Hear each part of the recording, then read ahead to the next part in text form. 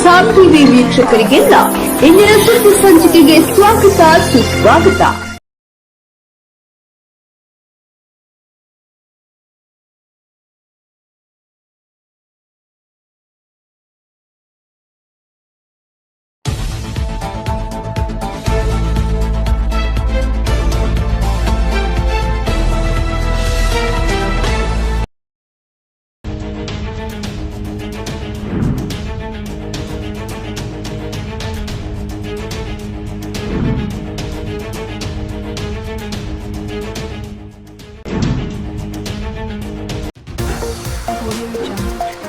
₹1,00,000 ಮಾರಾಟವಾಯಿತು ಸತ್ತ ಕೋಳಿ.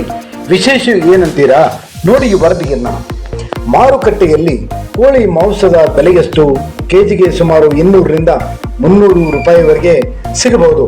ಆದರೆ ಸತ್ತ ಹುಂಜ ಆಂಧ್ರಪ್ರದೇಶದಲ್ಲಿ ಲಕ್ಷಕ್ಕೆ ಮಾರಾಟವಾಗುವ ಮೂಲಕ ದಾಖಲೆಯನ್ನ ಪಡೆದಿದೆ.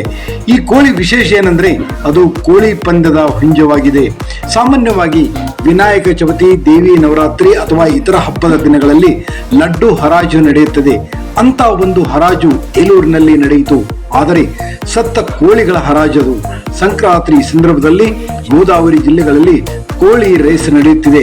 ರಿಂಗ್ನಲ್ಲಿ ಹೋರಾಡಿದ ಕಣಗಳಲ್ಲಿ ಒಬ್ಬರು ಗೆಲ್ಲುತ್ತಾರೆ, ಇನ್ನೊಬ್ಬರು ಹೋರಾಡಿ ಸೋಲುತ್ತಾರೆ. ಸೋತು ಸಾವಿಗೀಡಾದ ಹುಂಜ ವೀರ ಮರಣವನ್ನಪ್ಪಿದೆ. ಈ ಹುಂಜವನ್ನು ಹರಾಜು ಮಾಡಲಾಗಿದೆ. ಪಂದ್ಯದಲ್ಲಿ ಕೋಳಿ ಜಗಳದಲ್ಲಿ ಸತ್ತ ನಂತರ ಅದನ್ನು ಕೋಜಾ ಎಂದು ಕರೆಯಲಾಗುತ್ತದೆ. ಈ ರೀತಿಯ ಕೋಜಾ ಮಾಂಸವನ್ನು ಯಾರಿಗೂ ಕೊಡುವುದಿಲ್ಲ. ಅಧಿಕಾರಿಗಳು, ಸಾರ್ವಜನಿಕ ಪ್ರತಿನಿಧಿಗಳು ಅಥವಾ ಅವರ ಸಂಬಂಧಿಕರು ಮತ್ತು ಕುಟುಂಬ ಸದಸ್ಯರಿಗೆ ಮಾತ್ರ ಹಂಚಿಕೆ ಮಾಡಲಾಗುತ್ತೆ. ಈ ಕೋಜಾ ಮಾಂಸವು ಸಾಮಾನ್ಯ ಕೋಳಿ ಮಾಂಸಕ್ಕಿಂತ ಉತ್ತಮ ರುಚಿ ಎಂದು ಹೇಳಲಾಗುತ್ತದೆ. ಈ ಮೂಲಕ ಮಳೆಗಾಲದಲ್ಲಿ ಗೋದಾವರಿಯಲ್ಲಿ ಸಿಗುವ ಸಾರುಗಳಿಗೆ ನಾನಾ ರೀತಿಯ ಪುಸ್ತೇಲಿಕೊಳ್ಳುತ್ತಿದ್ದ ಮಾದರಿಯಲ್ಲಿಯೇ ಸಂಕ್ರಾಂತಿಯಂದು ಕೋಜಾ ಮಾಂಸ ಸೇವನೆಯು ಪ್ರತಿಷ್ಠೆಯ ವಿಷಯವಾಗಿದೆ. ಈ ಕ್ರಮದಲ್ಲಿ ಏಲೂರು YNR ಪೇಟೆಯ ರಾಜೇಂದ್ರ ಅಲ್ಲಾದ್ ಹಾಗೂ ರಾಜವಂಶಿ ಕೋಳಿ ಸಾಕಿದ್ದಾರೆ.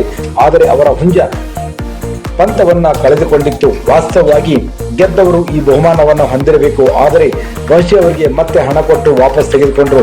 ಅವರ ಪುಂಜ ರಿಂಗ್ನಲ್ಲಿ ಪ್ರಬಲ ಪೈಪೋಟಿ ನೀಡಿತ್ತು. ಅದರ ಹಿರಿಮೆ ಎಲ್ಲರಿಗೂ ತಿಳಿಯುವಂತೆ ಕೋಜಾ ಅಂದ್ರೆ ಸತ್ತ ಕೋಳಿಯನ್ನ ಹರಾಜಿಗೆ ಇಡಲಾಗಿದೆ. ಈ ಹಾಡಿನಲ್ಲಿ ಏಲೂರು ಗ್ರಾಮಾಂತರ ಮಂಡಲ ಜಾಲಪುಡಿಯ ಮಾಗಂಟಿ ನವೀನ ಚಂದ್ರಬೋಸ್ ₹1,11,111 ಈ ಸತ್ತ ಕೋಳಿಯನ್ನ ಖರೀದಿಸಿದ್ದಾರೆ.